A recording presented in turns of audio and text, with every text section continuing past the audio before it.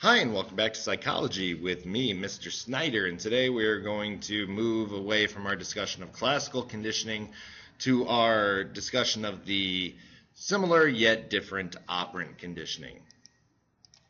And so today our targets are to understand the law of effect, explain the principles of operant conditioning, describe specialized examples of operant conditioning, and talk about how we can apply operant conditioning to our everyday behavior. So first and foremost, talking about classical versus operant, we need to remember that classical conditioning involves automatic involuntary behavior, whereas operant conditioning applies to the voluntary behavior that we do. And there are some other differences we'll get to in a second, but I think we need to talk about Thorndike and his puzzle box experiment if we're going to talk about the law of effect. So Thorndike, one of the early researchers, goes ahead and puts a hungry cat inside a box and leaves a dish of food outside the box. The cat obviously tries to reach through the bars to get the food, but it's just far enough away that he cannot get to it. So the only escape possible from the box is to hit a lever inside. So the cat starts going bananas and trying to rub up and down the walls, trying to get out, let somebody knows that he wants out, and then he accidentally hits the lever. Now, and he gets out and gets the food. Now, in other trials, these will take less and less time to get out because the cat knows what to do in order to get out. And that is an example of learning. So this principle behind learning voluntary behavior is the law of effect. If an action is followed by a pleasurable consequence, it will tend to be repeated. And then the opposite of that is true as well. If an action is followed by an unpleasant consequence, it will tend not to be repeated.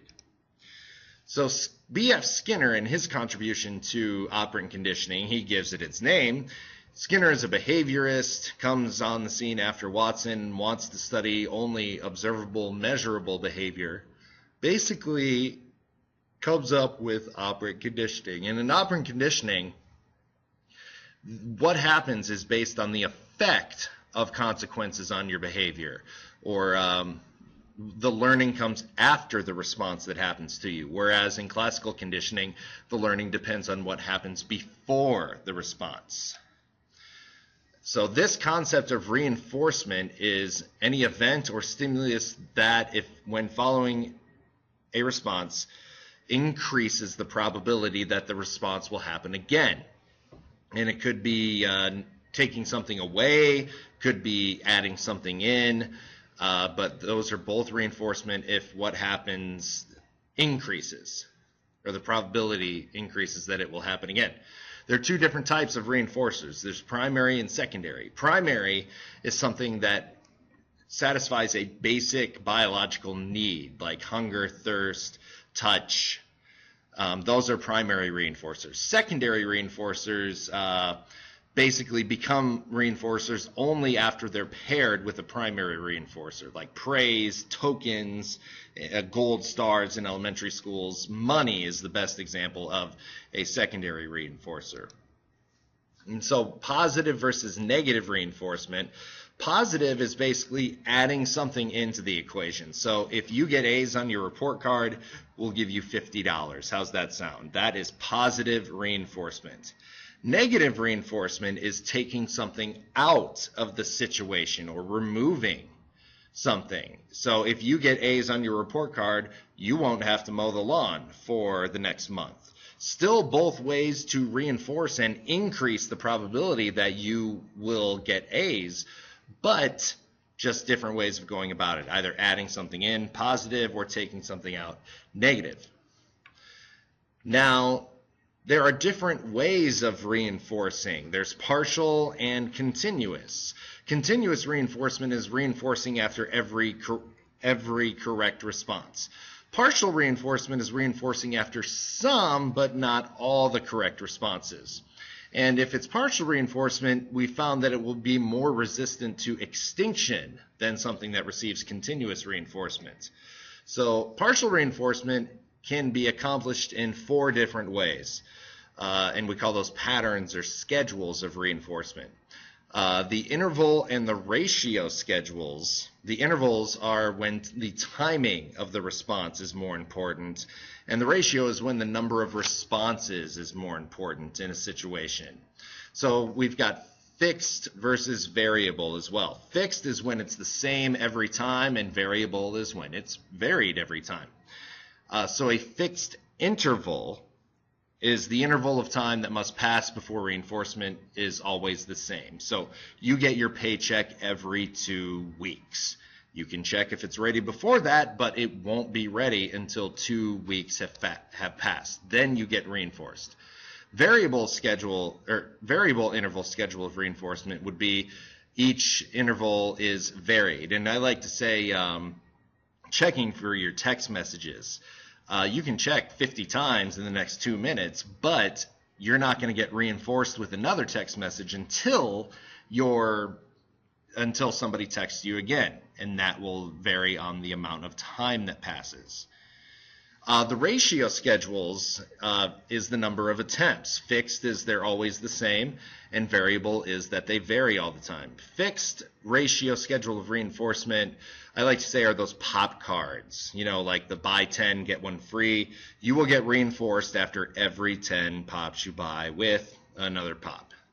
And the variable schedule of reinforcement is gambling. Think of a slot machine. You can pull the lever 500 times and not get reinforced, but then you could get reinforced on number 501 and then number 503 and 504, 505, and start to hit it big after the number of times have passed. And so we find that variable schedules of reinforcement are more effective than fixed at keeping a response from going extinct. And here it is in a graphic form for you. Punishment, then, is any event that makes the response less likely to happen again. So a reinforcement makes it more likely to happen again. A punishment makes it less likely to happen again. And punishment by application and punishment by removal, we just say I like to call them positive punishment and negative punishment. Positive punishment, or punishment by application, is the addition of an unpleasant stimulus. So if a little boy hits his sister, we can punish him positively by spanking him. That is adding in pain to the equation to make it less likely that he hits his sister again, although punishing hitting with hitting isn't the best idea.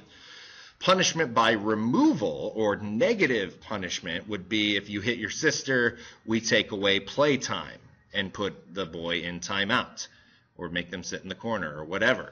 That is punishment by removal. Again, intended to decrease the likelihood that the little boy hits his sister again. And so here is a couple different charts. I like the one on the right because it's from a dog training website and it puts it all into one just nice little package right there. So the negatives is taking something away from the dog. The positives are giving something to the dog. The reinforcements are something that makes the likelihood of that behavior being repeated increase, and punishment is decreasing the likelihood that that behavior is repeated again. Then how do we apply this to everyday life? Well, shaping. Shaping is reinforcing simple steps. We use shaping with dog training, with circus animal training, cheerleading, any type of complex behavior that we can break down into more simple steps. We reinforce those simple steps, leading to a desired more complex behavior. And then putting those steps one by one together that leads to the goal behavior is what we call successive approximation. And then finally, the behavior modification techniques that we can use in everyday life. There's lots of different ones. We'll focus on these three. If you remember in elementary school or middle school, you got little things to buy at the school store every day. That would be a token economy. You're rewarded with little tokens, and then these are secondary reinforcers that can be traded in for toys or whatever at the end of the week or the end of the semester or whatever. Timeout is a form of punishment where we remove the misbehaving animal, child, or adult and place them in a special area away Basically, we're being removed from any sort of positive punishment. And then biofeedback is taking the feedback about our biological conditions to bring involuntary responses under voluntary control. We can use this to modify involuntary behavior like blood pressure and muscle tension. If you're aware of these things that are happening to you, you're more likely to be in control of them.